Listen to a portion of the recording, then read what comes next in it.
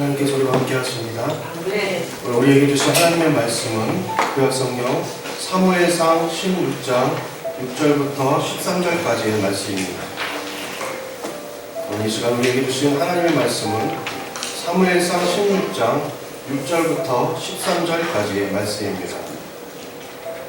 구약성경 434면입니다.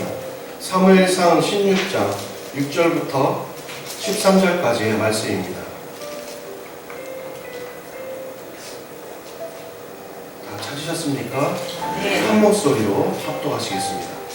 그들이 오매 사무엘이 엘리야를 보고 마음에 이르기를 여호와의 기름 부으실 자가 과연 주님 앞에 있도다 하였더니 여호와께서 사무엘에게 이르시되 그의 용모와 키를 보지 마라. 내가 이미 그를 버렸노라. 내가 보는 것은 사람과 같지 아니하니 사람은 외모를 보거니와 나 여호와는 중심을 보느니라 하시더라. 이새가 아비나답을 불러 사무엘 앞을 지나가게 하매 사무엘이 이르되 이도 여호와께서 택하지 아니하셨느니라 하니 이새가 산마로 지나게 하매 사무엘이 이르되 이도 여호와께서 택하지 아니하셨느니라 하니라. 이새가 그의 아들 유혹을 다 사무엘 앞으로 지나가게 하나 사무엘이 이새에게 이르되 여호와께서 이들을 택하지 아니하셨느니라 하고 또 사무엘이 이새에게 이르되 내 아들들이 다 여기 있느냐. 이새가 이르되 아직 막내가 남았는데 그는 양을 지키나이다.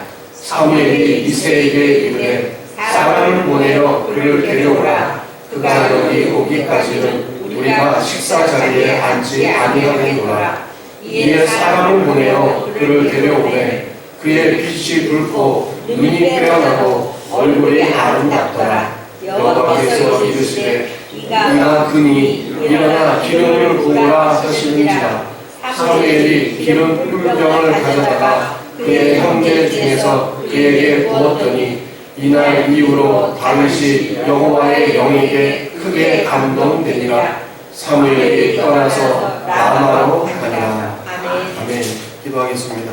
하나님 아버지, 오늘 우리에게 주신 사무엘상 16장 말씀을 우리가 함께 은혜를 나누고자 합니다. 하나님 아버지, 주의 마음과 주의 뜻이 이 말씀에 기록된 줄 우리가 믿습니다. 하나님의 마음을 품고 주의 말씀을 우리 가슴에 새기는데 조금 더 부족하지 않게 우리 하나님 인도하여 주시옵소서. 아버지 하나님, 말씀 전하는 자나 듣는 자나 동일한 은혜 가운데 있게 하여 주시고 특별히 성령께서 주장하시사 우리의 심령이 말씀을 통하여서 변화되고 우리의 육체가 주의 말씀을 통하여서 고침받고 새롭게 되는 역사가 있게 하여 주시옵소서. 생각이 모든 잡념이 떠나가게 하여 주시고 하나님의 말씀만을 받기에 부족하지 않은 영혼이 되게 인도하여 주시옵소서. 함께 하심에 감사를 드리며 예수님의 이름으로 기도드립니다. 아멘. 우리 옆에 계신 분과 인사하겠습니다. 하나님이 당신을 사랑하십니다.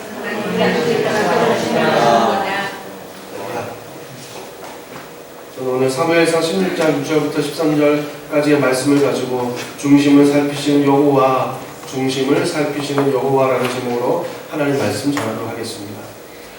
성경 말씀을 우리가 오늘 듣기 전에 한 절의 말씀을 한 번 더 찾아볼게요. 사무엘상 바로 그 옆에 있는 15절 말씀이에요. 15절, 22절 말씀을 볼게요.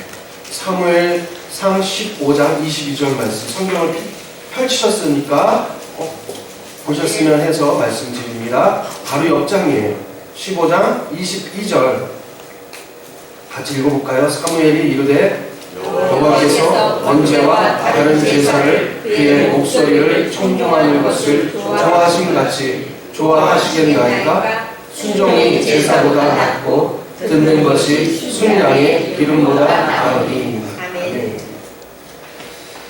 우리가 생명을 얻어서 이 땅에 살도록 인도하신 분은 여호와 하나님이십니다. 아멘. 여러분이 지금 이 땅에 살고 계시는 거 하나님께서 허락하셨기 때문에 우리가 살고 있는 거예요. 아멘. 우리의 영혼을 주장하시는 분, 그분은 바로 하나님이십니다. 그렇다면 우리 영혼을 주장하시는 분이 하나님이라는 것을 우리가 알았다면 우리는 일생을 사는 순간순간을 하나님을 의식하면서 살아야 하는 거예요. 하나님을 의식하며 사는 인생은 정말 아름다운 인생이에요. 형통하는 인생이에요. 그리고 축복이 넘치는 인생이에요. 내가 하나님을 알고 있어. 내가 하나님을 알아 라고 생각하고 여기고 사는 것은 얼마나 큰 축복인지 말할 수 없어요. 인간의 이 역사에, 인간의 인생의 불행은 어리석은 생각이나 계획과 깊은 관련이 있습니다. 여러분, 우리가 잘 되는 것은요, 우리가 하나님을 잘 의지하고 기도하면서 살기 때문에 잘 되는 거고요. 우리가 잘 안 되는 것은 내가 하나님을 떠났기 때문에 잘 안 되는 거라고 저는 봅니다. 왜요? 내가 온 것은 양으로 생명을 얻게 하고 더 풍성하게 얻게 하기 위해서 내가 왔다고 말씀하시잖아요. 예수님이 우리 가운데 오신 목적은 우리가 잘 살기 위해서 오셨다는 거예요. 인간의 아름답고 행복한 세계는요, 인간이 참된 생각을 하고 참된 행동을 하는 것과 깊은 관련이 있습니다. 저는 예전에 어떤 선교사님이 그런 얘기를 하셨어요. 1970년대, 1980년대에 여의도 광장에 100만 명이 모여서 함께 예배를 드리고 집회를 했다. 그때 정말 많은 사람들이 예수를 믿게 됐고 하나님께 돌아왔다. 그때 청년들만 수십만 명이 모여가지고 하나님 앞에 무릎 꿇고 예배를 드리고 기도하면서 주야 하고 외치고 소리 질렀던 때가 1970년대, 80년대 광장 집회였어요. 빌리 그레이엄 목사님이 여의도에 와가지고 김장한 목사님이 통역을 하면서 말씀을 전했던 그때도 아마 기록에 남아있을 거예요. 지금 빌리 그레이엄 목사님의 따님이 앤 그레인 러치라는 분이 계셔요. 제가 미국에서 만난 적이 있는데 그분이 지금 한국에 와가지고 빌리 그레이엄 선교 몇 주년 해가지고 집회를 해요. 지금 뭐 100만 명을 모여서 예배를 드릴 계획을 잡고 기도하고 그러고 있더라고요. 아직도 그런 사역을 합니다. 그런데 한 선교사님이 그런 얘기를 했어요. 과거에 그렇게 예배드렸을 그때 하나님 앞에 기도했기 때문에 지금의 우리가 잘 살고 있는 거다. 지금의 이 대한민국의 이 많은 사람들이 교회가 그리고 크리스천들이 잘 되게 된 것은 그때 정말 기도를 많이 했기 때문에 이 땅에 하나님께서 축복을 주셔서 사람들이 잘 되게 된 거다라고 얘기해요. 근데 저는 그거 맞다고 봐요. 하나님이 축복을 주시니까 이 나라가 잘 되고 경제가 성장하겠죠. 아주 유일무이한 그러한 대한민국이 됐어요. 한국 사람이 이 패스포트를 가지고 나가면 이 여권 때문에 그냥 바로 통과합니다. 아, 한국 여권 그게 너무너무 탐이 나요. 전 세계 10개국 아주 선진국 중에서 한국 여권을 가진 사람을 굉장히 부러워해요. 우리는요, 이 인천을 외국을 나가기 위해서 공항에 딱 나가면요, 그때 통과할 때 이 여권에 전자 이 칩이 있어가지고 그냥 대기만 하면 나가잖아요. 외국 사람들이 굉장히 부러워해요. 저는 해외에 갔다가 돌아올 때 많은 외국 사람들이 같이 비행기 내리면요, 그 법무부 앞에 줄을 씁니다. 그럴 때 딱 한국 여권 딱 되면 문이 쫙 열리고 나가잖아요. 줄 안 서고 나가요. 그냥 나갑니다. 굉장히 부러워요. 정말 우리가 잘 사는 거, 지금 이렇게 하나님께서 축복 주셔서 우리가 살게 된 거, 예전에 우리가 기도 많이 했기 때문에 하나님 앞에 부르짖고 예배를 잘 드렸기 때문이라고 봅니다. 인간은 만물의 영장이라고 합니다. 기능이 다방면하고 굉장히 위대한 일들을 많이 해요. 대단한 영향을 펼치는 것이 사실입니다. 생각하여 결정할 수 있는 기능이 우리에게 있잖아요. 누가 생각을 합니까? 어떤 동물이 생각을 하고 그것을 계획하고 실천합니까? 사람만이, 즉 사고할 수 있는 기능을 가지고 있어요. 하나님을 닮아서 우리는 하나님께서 하신 그대로 우리가 따라서 할 수 있는 존재가 되었어요. 하나님의 형상, 그 모습을 그대로 사람에게 압축시켜서 부족하지만 그러나 하나님의 형상대로 우리를 하나님께서 지어주셨어요. 그래서 우리는 손과 발로 그리고 입으로 눈으로 귀로 들으면서 감각을 느끼면서 이성의 마음을 가지고서 할 수가 있어요. 하나님을 경외하고 하나님을 영화롭게 하는 기능도 우리 안에 있어요. 어떤 동물이 신에 대해서 경배합니까? 사람만 그렇게 해요. 우리 인간이 짐승과 다른 점은 만물의 아름다움을 즐길 수가 있고 가꾸어 갈 수 있는 기능이 있기 때문입니다. 창의력이 있어요. 하나님께서 기뻐하시는 아름다운 세상을 가꾸기 위해서 개발할 수가 있어요. 우리는 무엇인가 하겠다고 계획하고 기도하면 그것을 실천하려고 노력하지 않습니까? 내가 하나님을 어떻게 기뻐하게 해드릴까? 어떻게 예배를 잘 드릴 수 있을까? 우리는 생각을 한다는 거예요. 만물의 모든 세계를 정복할 수 있는 기능이 있습니다. 우리 몸의 지체들이 가지고 있는 기능들을 살펴보면 얼마나 신기한지 몰라요. 오묘해요. 야, 하나님은 어떻게 우리를 지으셨기에 우리가 이렇게 정말 아름다운 능력 있는 모습으로 살게 하셨나? 하나님께서 우리에게 허락하신 것은요, 우리가 정말 귀하게 여기고 사용해야 돼요. 우리는 손을 모아 기도합니다. 이 두 손과 두 발로 봉사하고 하나님을 예배하고 영광을 돌리는 일을 할 수가 있습니다. 그런데 반대로 이 좋은 기능을 가지고 나쁘게 사용함으로 하나님을 욕되게 할 수도 있어요. 부끄럽게 할 수 있고 수치스러운 죄인이 되기도 합니다.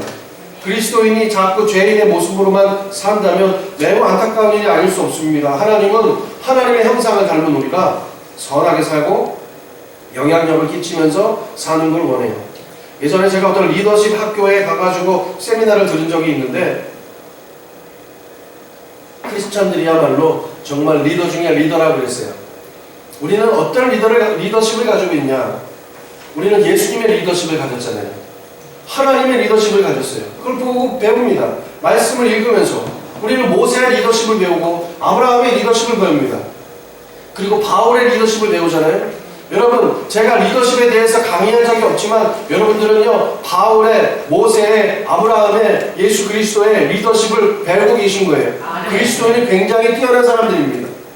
그런데 이걸 가지고서 죄인의 모습으로 그 죄지는 리더십을 발휘하면서 살면은 하나님께서 얼마나 마음 아파하시겠어요.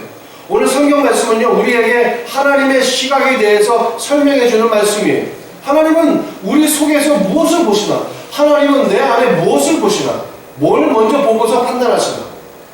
사무엘이라는 선지자는요, 하나님의 명령을 따라서 이새의 아들, 다윗의 아버지죠. 이새의 아들인 다윗을 찾아와서 기름을 붓습니다. 제가 주보에 그 뿔 달린 이 원병에 기름을 넣어서 붓는 그림을 넣어놨어요. 쉽게 표현하기 위해서. 이스라엘의 왕으로 세웁니다. 굉장히 작은 아이였어요. 얼굴이 불긋불긋했다 그러잖아요. 아직 홍기가 남아있었던 애예요. 이스라엘 왕으로 세우시는 역사적인 상황을 오늘 성경에 우리가 봤습니다. 사람들이 보는 시각과 하나님께서 보시는 시각의 차이가 얼마나 큰 것인가를 보여주고 가르쳐주는 말씀이에요. 사무엘상 16장 6절에서 7절 말씀을 보니까 이래요. 그들이 오매 사무엘이 엘리압을 보고 마음에 이르기를 여호와의 기름 부으실 자가 과연 주님 앞에 있도다 이렇게 했어요. 야, 이 사람 얘는 정말 대단하구나. 너무 훤칠하고 잘생겼구나. 키도 크고 너무 멋있다.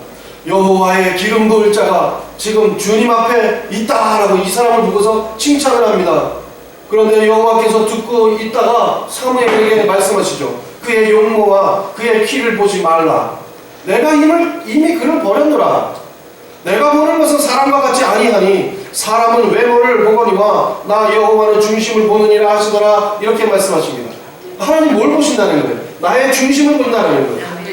사람 중심의 시각과 그 위험함에 대해서 경각심을 알려주시는 하나님의 모습이에요.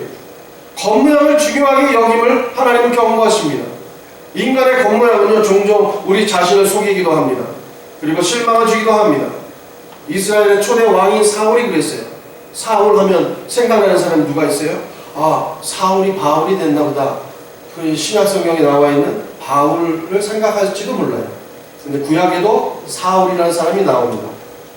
이 사도 바울이었던 이 신약에 나와 있는 고린도에 가서 복음을 전하고 예수님의 사역을 선교 활동을 했던 이 바울의 원래 이름은 사울이고 예수 그리스도를 영접하고 하나님을 만난 후에 변화돼서 바울이 됐다 그러는데, 여러분 정확한 표현은요, 원래 그 이름 그대로예요. 바울이에요. 우리가 쉽게 표현하기 위해서 변화된 시점을 만들기 위해서 사울이라는 이름을 썼지만 원래 바울은 바울입니다. 그런데 오늘 구약에 나와 있는 이 사울이라는 왕은 다윗이 왕이 되기 전에 앞서 왕이 된 사람이에요. 사울 왕. 사울은 이스라엘의 초대 왕이었어요. 첫 번째 왕이었습니다. 그럼 그 전에는 왕이 없었나? 왕이 없었어요. 그 전에는 누가 왕이었어요? 하나님이 왕이었어요. 왕이신 나의 하나님 찬양 알죠? 하나님이 왕이셨어요. 그 전에는 왕은 오직 하나님뿐이었습니다. 그런데 이스라엘 백성들이 옆 나라를 보니까, 이방 민족들을 보니까 사람을 세워서 왕으로 삼아서 그의 리더십을 따라가요. 그게 보기에 좋아 보였어요. 왜? 누군가가 지도하고 옆에서 막 왔다 갔다 하고 이끌어주니까 그게 눈에 보기에 왕이 있었으면 좋겠다 생각을 한 거예요. 왕이 그리워졌어요. 그런 사람을, 그래서 이런 사람을 세워야겠다. 우리 사람을 세워서 우리를 다스려 달라고 하나님께 요청을 합니다. 하나님 입장에서는 기분 나쁜 일이죠. 내가 왕인데, 내가 너희를 다스리는데 왜 사람을 세워서 다스려 달라고 하느냐, 그렇게 생각했을지도 몰라요. 그런데 하나님은 그거에 대해서 크게 원망하지는 않으셨어요. 근데 모르겠어요, 하나님 속은 어땠는지. 그래서 베냐민 지파라는 이 이스라엘의 12지파 중에 베냐민 지파라고 있어요. 이 베냐민 지파 중에 한 사람을, 그 자녀를, 사울을 왕으로 택정하여서 세웁니다. 어떤 지파요? 베냐민 지파요. 그의 용모가 굉장히 준수했습니다. 성경의 표현에 그래요. 키도 컸어요. 한 185, 190이 됐을지 몰라요. 사람들 보기에 아주 훤칠한 사람이었어요. 보기에 정말 괜찮은 사람이었던 것 같아요. 베냐민 지파, 그리고 베냐민 지파는 어떤 지파냐? 이스라엘의 12지파 중에서 가장 약한 지파였어요. 11지파 중에 12지파가 있는데, 자, 이거 설명을 빨리 해드릴게요. 12지파가 있는데 그 중에 베냐민 지파는 맨 끄트머리 지파예요. 그런데 이 11지파와 베냐민 지파와 서로 이 관계가 좋지 않았어요. 베냐민 지파 중에서 이 11지파를 향하여서, 레위 지파를 향하여서 못된 짓을 한 게 있었어요. 그래서 이 11명의 형제들이 중심이 되었던 이 지파가 베냐민 이 지파를 향해서, 그룹이죠, 쉽게 말하면 이 그룹을 향해서 개적하는 일이 있었어요. 그래서 베냐민 지파가 확 그냥 주저앉게 됐어요. 싸움이 나가지고 주저앉았어요. 굉장히 그래서 약한 지파입니다. 그래서 이 약한 지파에 내세울 것 없는 그런 지파의 출신이었던 사울을 왕으로 삼고자 했어요. 그러니 자기는, 이 사울이 생각하기에 나는 정말 약한 사람이고 우리 가문은, 우리 지파는 내세울 게 없는데, 그러니까 이 사울이 생각하기에 겸손했어요. 내세울 거 없으니까 겸손했던 것 같아요. 자신은 이름도 없고 볼품없는, 아무것도 자랑할 것 없는 그러한 겸비한 자세를 가졌을 때 활동을 하니까 사람들이 사울이 괜찮은 사람으로 보였어요. 하나님께서는 오히려 그런 지파에서 왕을 세워주시겠다고 베냐민 지파에게 은혜를 내려주셨어요. 그래서 사울이라는 사람을 세우게 됩니다. 근데 이 사울이라는 사람이 왕이 됐어요. 점점 이제 왕이 돼서 이 이스라엘을 다스리면서 자기의 권세와 권력을 자기가 누리게 되면서 이게 굉장히 좋은 거라. 여러분, 정말 괜찮은 사람을요, 무엇인가에 세웠는데 그 사람이 나중에 세상 말로 똥탕 부릴 때가 있어요. 그런 걸 경험했나 몰라요. 정말 괜찮은 사람이라고 생각해서 세웠더니 나중에 이 사람이 예전 같지가 않아 하는 그런 경험을 한 적이 있다는 거예요. 우리는 살면서. 이 사울이 그랬어요. 점점 왕의 자리에 앉으면서 교만해지기 시작해요. 사울이 잘못되어 가면서 겸손이 점점 없어졌어요. 교만해져 갔어요. 그 성경이 기록하고 있어요. 그래서 당시의 선지자였던 사무엘이 이런 말을 합니다.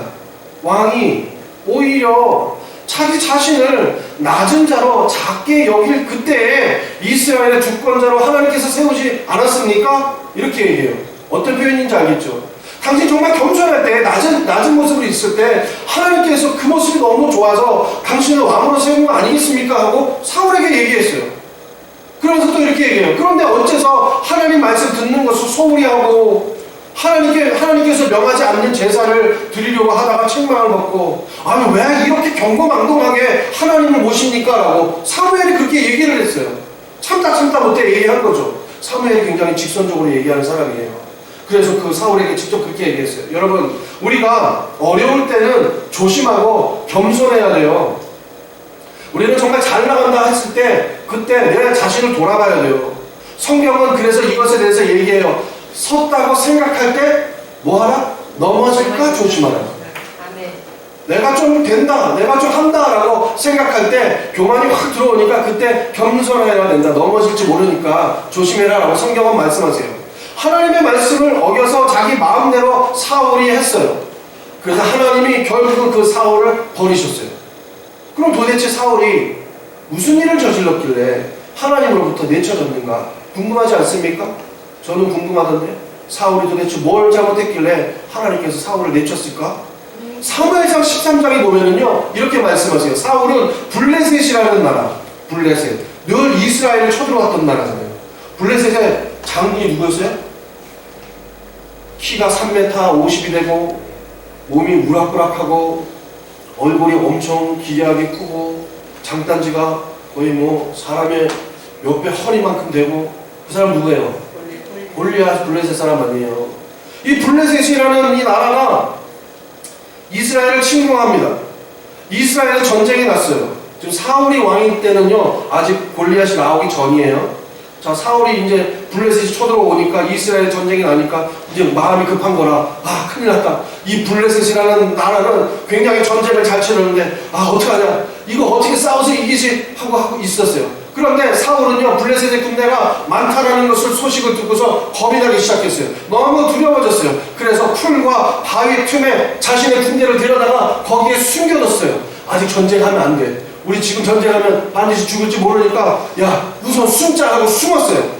그리고 나서 하나님의 선지자 사무엘이 오기만을 기다렸어요. 여러분, 사무엘을 왜 기다렸어요? 사울이 하나님 앞에 요청을 하고 기도를 해야 되지 않겠냐, 기도를 받아야 돼, 하나님께서 도와주실지 모르니까 사무엘을 불러, 이렇게 했어요. 그래서 사무엘이 오기 시작합니다. 아, 그런데 사무엘이 뭔가 바빴는지 하루가 되는데도 안 왔어요. 일주일이 되는데도 안 왔어요. 7일 동안 안 오는 거예요.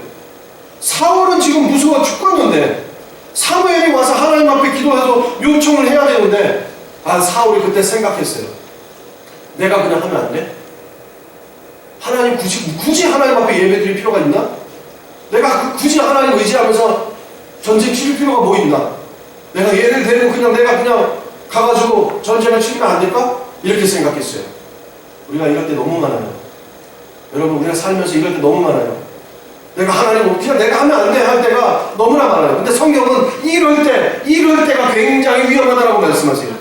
왜 기다려야 했습니까? 사무엘이 드리는 제사로 하나님을 만나야 되지 않습니까? 사무엘이 와서 이 번제와 그의 제사를 드려서 하나님 앞에 예배를 드리면 하나님께서 그걸 보시고 그래 내가 여기 있다 가자 해야 가는 거 아닙니까? 그런데 사울이 굳이 하나님 앞에 할 필요 있어? 하고서 그때 자기 마음대로 예배를 드립니다. 이때 화근이 나는 거예요. 그런데 사무엘이 늦게 오니까 조급한 마음 가지고 선지자만 드릴 수 있는 번제와 화목제를, 즉 하나님께 드려야 할 예배를 자기가 나서서 마음대로 그냥 드려버렸어요. 여기서 큰 실수를 한 거예요. 이게 사울의 문제였어요. 이와 같은 행동은요 하나님을 무시하는 행동이었어요. 하나님의 규례를 무시하는 행동이었어요. 그냥 혼자 알아서 했으면 모르는데 예배까지 드렸잖아요. 그때 당시에는요 이 제사를요 아무나 못했어요. 아무나 뭐 소 양 잡아다가 불에 태우면서 하나님께 드리면 하나님을 받았냐? 아, 하나님 절대 안 받았어요. 그때는 하나님은요 택한 기름 부은 사람, 그 예배 인도자에게만 하나님께서 하는 예배 그 제사를 받으셨어요. 그런데 사울이 그냥 나서가지고 이 규례고 뭐고 규칙이고 뭐고 필요 없어 그냥 내가 하면 돼 했잖아요. 가끔 보면요 현대 21세기의 교회들 중에 그런 교회가 있어요. 교회 아무리 지금 현대 교회지만 지금은 시대가 달라졌으니까 그냥 우리 편한 대로 합시다라는 그런 교회들이 있어요. 여러분, 그거 굉장히 위험한 거예요. 어떻게 보면은 그래도 예배는 하나님을 우리가 면전에 만나는 건데 우리가 하고 싶은 대로 막 해서는 되지 않는 일이라고 봐요. 사울은 하나님께 그때 내침받습니다. 여기서 아주 유명한 말씀이 제가 성경 본문 읽고 나서 읽었던 15장 22절 말씀이에요. 사무엘이 이르되 여호와께서 번제와 다른 제사를 그의 목소리를 청종하는 것을 좋아하신 것 같이 좋아하시겠나이까? 이렇게 말해요. 이게 무슨 말이냐? 번제와 다른 제사를 드리는 거, 그거 하나님께서 말씀하신 말 좀 잘 듣는 것보다 더 기쁘게 여기시겠습니까? 이 말이에요. 여러분, 예배보다 더 중요한 게 뭐예요? 하나님 말씀 순종이에요. 어쨌든 그거 하나님 좋아하시겠습니까? 순종이 제사보다 낫고 듣는 것이 순양의 기름보다 낫는 겁니다 라고 얘기해요. 우리도 때로는 믿음의 모습이요 솜탈처럼 뽀송뽀송할 때는요 하나님 잘 섬깁니다. 예배도 잘 드립니다. 그런데 우리가 이제 예배가 무엇인지 알게 되고 이 예배 시스템을 우리가 이제 몸에 익숙해지고 그리고 하나님에 대해서 경배하는 것이 무엇인지 알게 되고 그리고 하나님을 대하는 것이 어떤 것인지 알고 익숙해지면서부터 그냥 자신의 생각대로 마음대로 행동한다는 거예요. 여러분, 이 오류에 빠지지 마세요. 우리는요 일관적으로 하나님 앞에 예배 드리는 것은 진심이어야 돼요. 번제보다 화목제를 드리는 것보다 그분의 목소리를 청종하는 것을 더 기뻐하시는 하나님의 마음을 모르십니까? 라고 사무엘이 얘기했어요. 순종하는 것이 예배를 마음대로 드리는 것보다 낫고 말씀을 듣는 것이 예물보다 더 좋은 것입니다 라고 성경은 말씀하고 계세요. 우리는 이러한 것을 조심해야 돼요. 얼마나 21세에 예배가 많습니까? 우리는 인터넷만 켜도 예배가 나옵니다. 그리고 지나가다가도 어떤 교회를 들려도 예배를 드립니다. 온 방송과 미디어에 우리는 말씀의 홍수 시대에 살아요. 우리가 지나가기만 해도 말씀이 우리를 덮칩니다. 그런데 중요한 거는요, 내가 말씀을 듣지 않는다는 거예요. 저와 삶과 오지에도 하나님의 말씀이 설교가 전해지지만 정말 중요한 것은요, 내가 듣느냐 안 듣느냐인데, 어쨌든 이런 홍수시대에 살면서도 우리는요, 예배가 뭔지 알아. 나는 교회가 뭔지 알아. 예수 그게 뭔지 알아. 그리고 한국 교회가 어떤지도 알아. 한국의 목사들이 어떤지도 알아. 한국의 이 설교가 어떤지도 알아. 나는 다 알기 때문에 그냥 내가 원하는 거, 내 입맛에 맞는 거, 내가 듣기 좋은 것만 들으면 돼 라고 생각한다는 거예요. 이게 정말 위험하다는 거예요. 여러분, 제가 아니라 다른 목사님이, 또 다른 목사 말고 정말 유능한 목사님이 온다 할지라도 이것보다 더 중요한 것은요, 내 마음이에요. 내 마음이 하나님의 말씀을 듣는 것에 정말 좋아져야 하나님께서 무슨 말씀을 하더라도 내가 들을 수 있다는 거예요. 하나님을 향한 예의 바름이 항상 지켜져야 하는 것이 우리의 모습이 되어야 될 줄 믿습니다. 오늘 본문은 인간이 주도하는 인생의 역사는 항상 위험함을 수반한다는 사실을 알려주세요. 이 말은 사람 중심, 인간 중심으로만 가면 하나님을 대적하는 위험을 초래한다는 거예요. 여러분, 사람 중심으로 갈 때는요, 반드시 하나님과 대적합니다. 왜? 인간은요, 죄성이 있거든요. 인간은요, 무질서함이 있어요. 스스로 우리가 질서를 잡는다고 아무리 노력해도 하나님의 질서만큼 따라가지 못합니다. 그래서 인간들이 모였을 때는요, 항상 반모해요. 항상 반역해요. 여러분, 다수결로 의견을 내가지고 예수님이 살 것이냐, 아니면 저 바나바라는 사람을 풀어줄 것이냐, 다수결로 해서 누가 풀려나요? 이 죄인이 풀려나지 않습니까? 사람들의 마음이 정말 선했다면 예수님의 모습을 보고서 그의 사역을 보시고, 이분이 정말 풀려나야 되죠. 죽은 자를 살리고, 눈먼 자를 눈뜨게 하고, 귀머거리가 듣게 하고, 앉은뱅이를 일으켜 세우고, 가난한 자의 복음을 전하고, 하나님의 사랑과 의를 나타내서 이분이 살아야지 왜 죄인이 살게 됩니까? 우리가 그만큼 어리석다는 거예요. 우리는 굉장히 부패를 조장합니다. 동시에 불행과 결과를 가져오게 됩니다. 그러므로 너무 사람 중심, 인간 중심, 우리 중심으로 나서지 말아야 합니다. 여러분, 기쁨의 교회 성도님은요, 하나님 중심, 말씀 중심, 내가 따라가는 하나님이 되어야 될 줄 믿습니다. 말씀 중심, 하나님 중심으로 살아야 되는 것이 그리스도인의 아름다운 삶이라는 거예요.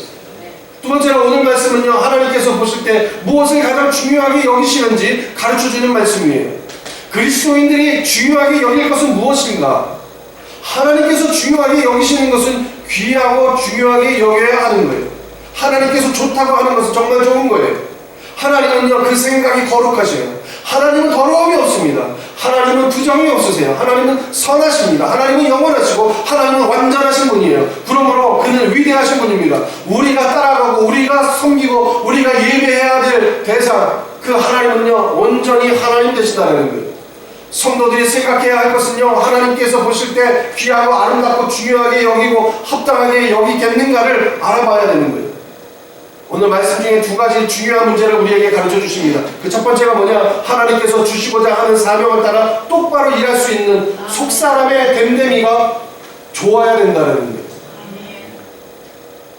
인간은 외면 세계와 내면 세계가 있어요. 한 1990년대 초반에 92년도 아마 그쯤이었던 것 같아요. 90년대 초반에 내면 세계의 질서와 영적 성장이라는 책이 굉장히 많이 팔렸어요. 그거는 그리스도인들에 있어서 베스트셀러였어요. 내 신을 벗어나라는 로렌 커닝의 목사님이 쓴 책과 YM에서 나온 책과 그리고 내면 세계의 질서와 영적 성장이라는 이 책이 얼마나 많이 읽혔는지 몰라요. 거기서 두 가지가 나왔어요. 사람에게는 외면 세계와 내면 세계가 있다.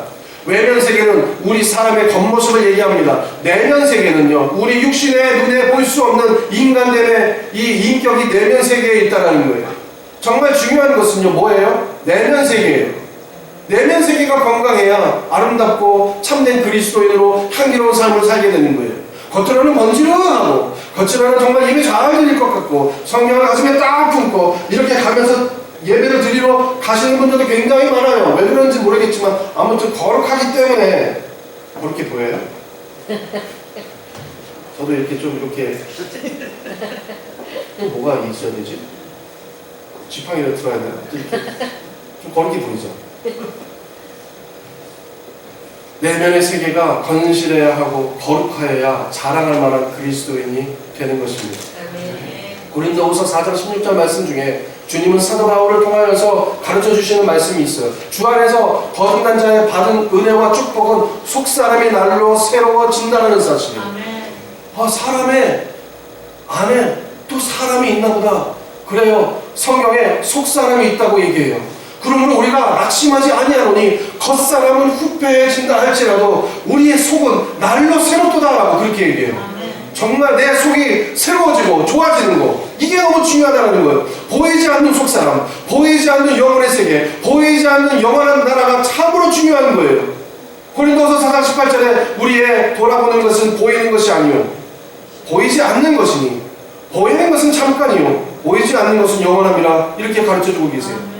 다윗의 속사람은 어떤 모습이기에 주님은 이 사도행전을 보면요 다윗의 모습에 대해 나와요. 사도행전 13장 22절에 보니까 패하시고 다윗을 왕으로 세우시고 증거하여 이르시되 내가 이새의 아들 다윗을 만나니 내 마음에 맞는 사람이라 내 뜻을 다 이루리라 하시더라 이렇게 얘기해요. 다윗의 내면 세계는 속사람은 정말 괜찮은 사람이었던 것 같아요. 그럼 다윗이 평상시에 어떻게 했냐? 다윗은 평상시에도 하나님의 이 말씀을 참 즐거워했어요. 그리고 하나님이 나와 함께 계시다는 거.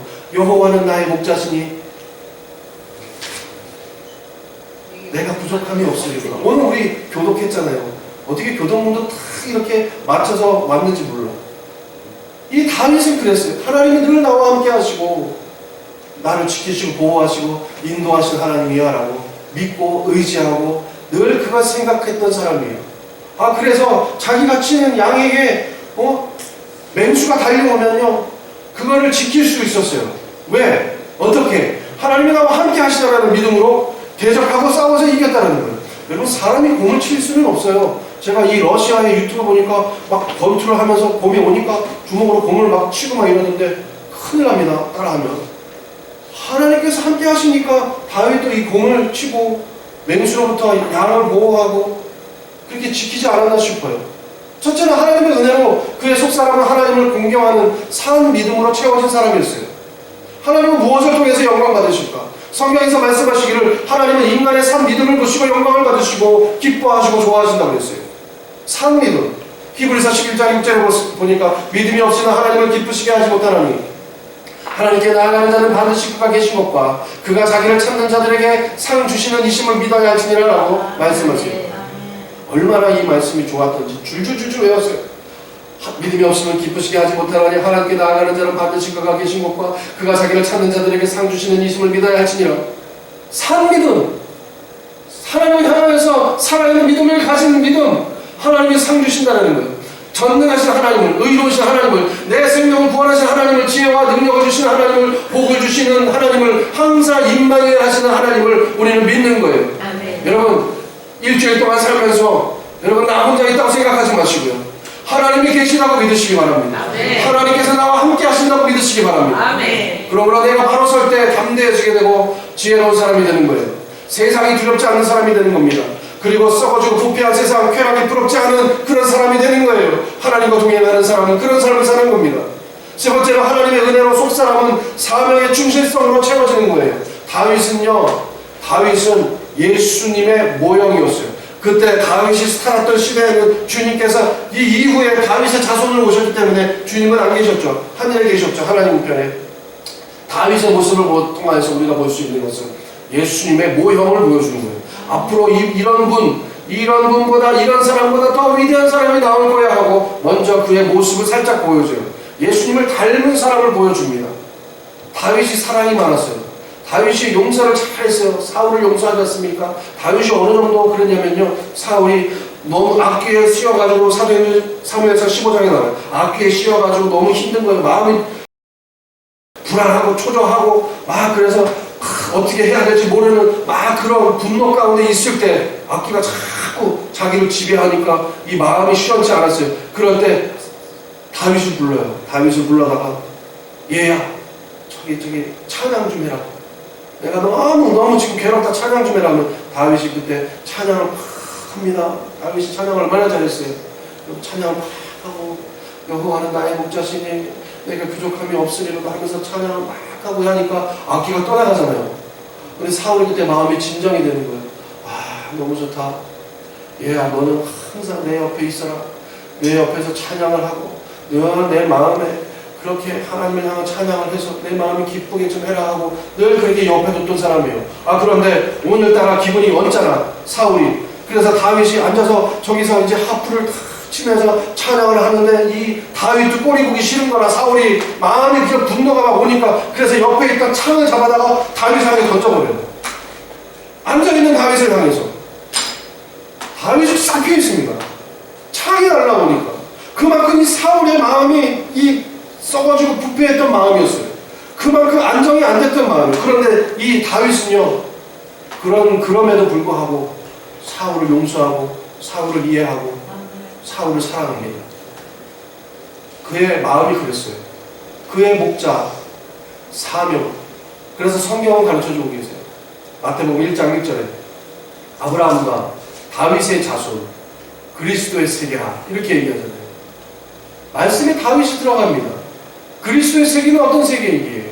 그리스도의 세계는요, 사랑이 넘치는 세계예요. 그리스도의 세계는 구원의 세계고, 그리스도의 세계는 축복의 세계고, 그리스도의 세계는 영생의 세계예요.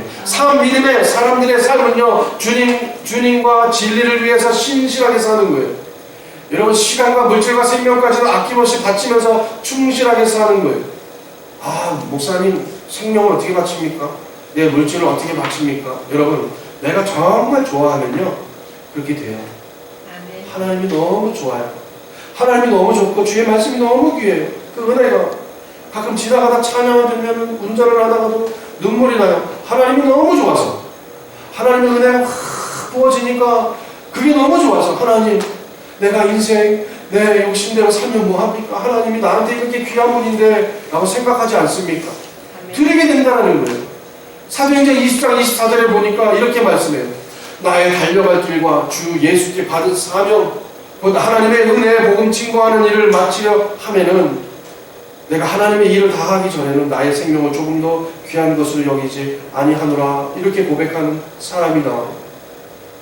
여러분, 우리의 속사람은 감사와 찬양과 기쁨의 힘으로 채워져야 됩니다. 행복한 그리스도인의 삶의 내용은 무엇인가? 세상에서 썩을 물질을 자랑하는 것인가? 세상의 지식을 자랑하는 것인가? 세상의 그 무엇인가? 내가 가지고 있는, 남들이 가지지 않은 나만 가지고 있는 그 무엇인가를 의지하며 붙잡고 사는 것인가? 바울은 세상의 것을요, 다 배설물로 여겼다고 그랬어요. 그가 가진 게 없어서 배설물로 여겼다 하지 않았어요. 그런, 지금 이 시대로 산다면 미국 시민권자였어요. 그리고 유대인 중에 유대인이고 로마에서도 아주 뛰어난 수재였어요. 이스라엘의 가말리엘이라는 이 선지자 학교의 우등생이었어요. 이 선지자 학교는요, 이 사울이 다녔던 이 학교는요, 어마어마하게 하나님을 그리고 말씀을 공부하고 배우는 학교였어요. 그 중에서도 아주 수제자였어요. 아주 뛰어난 사람이었다는 거예요. 그런데 빌립보서 3장 8절에 또한 모든 것을 해로 여김은 내 주 그리스도 예수를 아는 지식이 가장 위대하고 고상함이냐. 내가 그를 위하여 모든 것을 잃어버리고 배설물로 여기면 그리스도를 얻기 위함이라, 이렇게 얘기했어요. 행복한 그리스도인은 속사람이 하나님의 은혜와 능력으로 채워져 있어야 하는 거예요. 성령 충만으로 채워져 있어야 하는 거예요. 말씀으로 채워져 있어야 되는 거예요. 우리 그리스도인의 행복한 마음은요, 예수 그리스도를 통해서 주신 감사와 찬양과 기쁨과 기도의 힘과 말씀의 능력으로 속사람이 채워져야 되는 것입니다. 하나님께서는 우리의 내면의 모습, 속사람 중심만을 보시는 하나님이셔요. 하나님은 이거를 본다라는 거예요. 나의 보는 것은 사람과 같지 아니하니 사람은 겉으로만 보지만 나는 여호와는 중심을 보느니라. 이 말씀을 말씀하신 까닭은 여호와 하나님은 중심까지 보시는 시각을 가지고 계신 분이라는 거예요. 그러므로 우리 성도님은요, 우리를 보시는 하나님의 시각을 유의 깊게 생각해야 돼요. 하나님께서 내 마음을 보시고 내 속을 보시니 내가 어떻게 해야겠구나, 이렇게 생활해야 된다는 거예요. 그럼 어떻게 해야 생활할까? 첫 번째로 믿음으로 하는 거예요.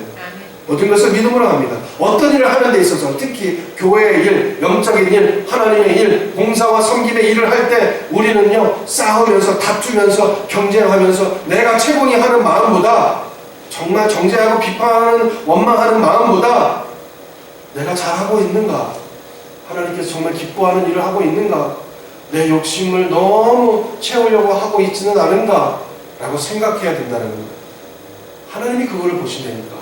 하나님, 너무너무 제가 잘못하고 있는 건 아닙니까? 하나님 보실 날이 얼마 남지 않았는데 제가 좀 잘하고 싶은데 그렇게 못하고 있는 건 아닙니까? 하나님 용서해 주세요. 부끄럽습니다. 저를 하나님 다스려 주시고 인도해 주세요. 라고 겸손하게 주님 앞에 기도하고 무릎 꿇으면 하나님께서 그게 너무 이쁜 거예요. 귀하다. 이런 애가 어딨나? 귀하다라고 다윗처럼 여긴다는 거예요. 두 번째로 우리 마음이 기쁨과 감사하는 마음이 있는가? 여러분 매사에 항상 기뻐하고 감사하는 마음 가지시기 바랍니다. 사는 것이 감사해요. 정말 내가 맛있는 거 먹을 수 있는 건강을 주신 게 감사해요. 힘을 주셔서 감사해요. 그리고 세 번째, 바르게 실행하고 있는지를 보는 거예요. 하나님은 항상 우리를 보십니다. 일하는 모습도 보십니다. 찬양하는 모습도 보셔요. 봉사하고 구제하는 모습도 보시고 감사하며 영광 돌리는 모습도 보십니다. 아마 이렇게 기쁨의 교회에 모여서 예배하는 모습도 하나님 보실 거예요. 아멘. 어떤 생각을 하고 있는가? 다윗과 사울의 삶의 차이점은 바로 이거예요. 사울 왕은 사람을 기쁘게 하는 것에 생명을 걸었어요. 그러나 다윗은 하나님을 기쁘시게 하는데 생명을 바쳤습니다.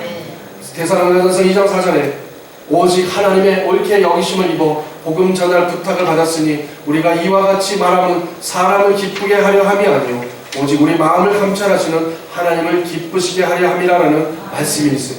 여러분 다윗이 그랬다는 거예요. 기쁨의 교회 성도님, 하나님이 우리의 중심을 보고 우리의 마음을 보신다는 사실을 잊지 마시기 바랍니다. 아멘. 하나님의 마음에 들고 그 마음에 합하여 하나님과 늘 동행하면서 하나님을 기쁘시게 하고 영광 돌리는 그러한 주의 자녀와 성도가 되시기를 아멘. 주님의 이름으로 축원드립니다. 아멘. 기도하겠습니다. 우리의 영혼을 주장하시는 하나님인 것을 깨닫게 하시니 감사합니다. 우리의 삶이 하나님을 더 의식하면서 살아가기 원합니다. 마음의 중심이 하나님 보시기에 깨끗하고 정직하며 신실한 마음이 되길 원합니다.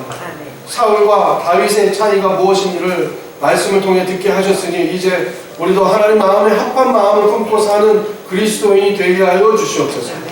조급해하지 않고 더욱 주님을 신뢰하고 바라보며 의지하며 내 마음대로 하지 않고 하나님께서 말씀하신 그 뜻대로 실천하는 그러한 그리스도인이 되게 하여 주시옵소서.